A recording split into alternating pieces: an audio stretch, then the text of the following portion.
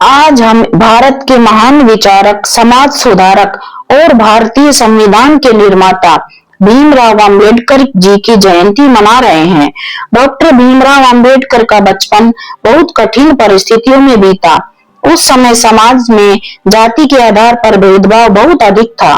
छोटे भीमराव को स्कूल में कई कठिनाइयों का सामना करना पड़ता था। उन्हें अलग अलग बैठाया जाता था, पानी तक छूने नहीं दिया जाता था। लेकिन इन कठिनाइयों के बावजूद उन्होंने कभी हार नहीं मानी। उन्होंने ठान लिया था कि शिक्षा ही ऐसा रास्ता है जिसमें समाज को बदला जा सकता है। डॉक्टर अम्बेडकर बचपन से ही पढ़ाई में बहुत तेज थे। उन्होंने अपनी मेहनत और लगन से उच्च शिक्षा प्राप्त की। वे आगे की पढ़ाई के लिए विदेश भी गए। उन्होंने कोलंबिया यूनिवर्सिटी से पढ़ाई की और बाद में लंदन स्कूल ऑफ इकोनॉमिक्स से भी उच्च शिक्षा प्राप्त की। विदेश में पढ़ाई करने के बाद जब वे भारत लौटे तो समाज में फैली असमानता और भेदभाव के खिलाफ आवाज उठाई। डॉक्टर भीमराव अंबेडकर का मानना था कि हर इंसान को समान अधिकार मिलना चाहिए। उन्होंने हमेशा शिक्षा, समानता और न्याय की बात की। भारत को आजादी मिलने के बाद जब देश का संविधान बनाया जा रहा था, तब भीमराव अंबेडकर को संविधान सभा की मसौदा समिति का अध्यक्ष बनाया गया। उन्होंने बहुत मेहनत और समझदारी से भारत का संविधान तैयार किया। भारत का संविधान दुनिया के सबसे बड़े और सबसे मजबूत संविधानों में से एक माना जाता है। इस संविधान ने हर नागरिक को समान अधिकार दिए, चाहे वह किसी भी जाति के हो या किसी भी धर्म के हो या फिर किसी भी वर्ग के हो। डॉक्टर अम्बेडकर ने समाज को एक बहुत बड़ा संदेश दिया।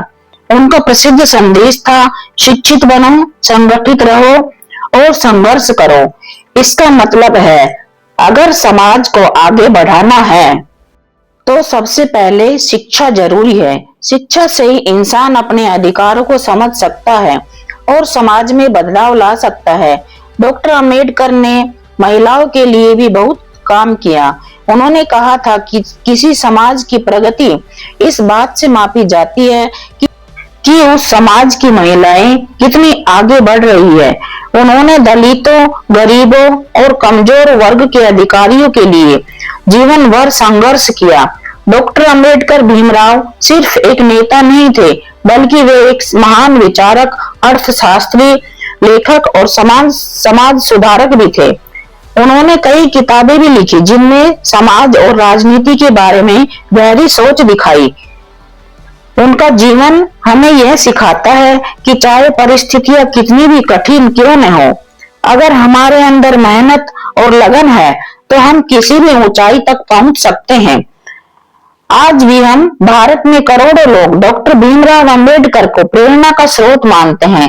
उनकी जयंती पर पूरे देश में उन्हें श्रद्धांजलि दी जाती है। लोग उनकी प्रतिमा पर फूल चढ़ाते हैं और उनके विचारों को याद करते हैं। आज के दिन हमें यह संकल्प लेना चाहिए कि हम उनके बताए रास्ते पर चलेंगे।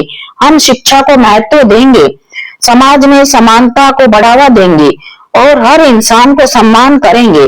डॉक्टर भीमराव अंबेडकर का जीवन हमें यह सिखाता है कि हर व्यक्ति भी अगर दृढ़ संकल्प कर ले तो पूरे समाज को बदल सकता है। आइए उनकी जयंती के अवसर पर हम सब मिलकर उन्हें नमन करें और उनके विचारों को अपने जीवन में अपनाएं। जय भीम। डॉक्टर भीमराव अंबेडकर जी को उनकी जयंती पर कोटि कोटि नमन।